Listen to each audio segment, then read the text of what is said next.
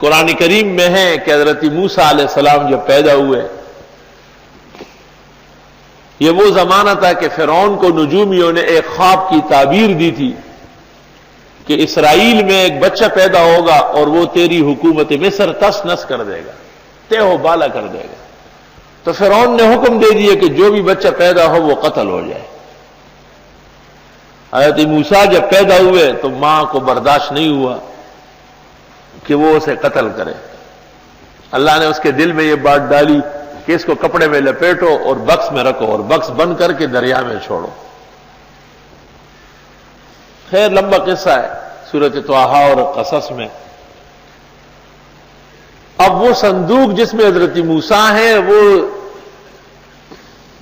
دریائے نیل سے اس سمت پہ چل پڑا جہاں سے نہر فرعون کے دربار میں جا رہی ہے۔ اندازہ لگاؤ، فرعون کی بیوی اوپر بیٹھی تھی، اس نے دیکھا کہ وہ ایک صندوق پانی میں جا رہا ہے، نوکروں کا پکڑو۔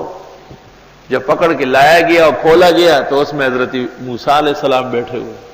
اللہ تعالیٰ نے اس کے دل میں ایسی محبت ڈالی کہ اس نے کہا یہ بچہ ہم پالتے ہیں۔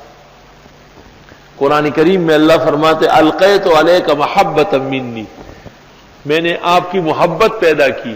مفسرین لکھتے ہیں کہ حضرت موسیٰ کو ماں نے دیکھا تو قتل سے باز آئی، فرعون کی بیوی نے دیکھا تو بیٹا بنانے لگی، فرعون نے دیکھا تو فرعونیت بھول گیا، ورنہ یہی تو انتظام ہوا ہے۔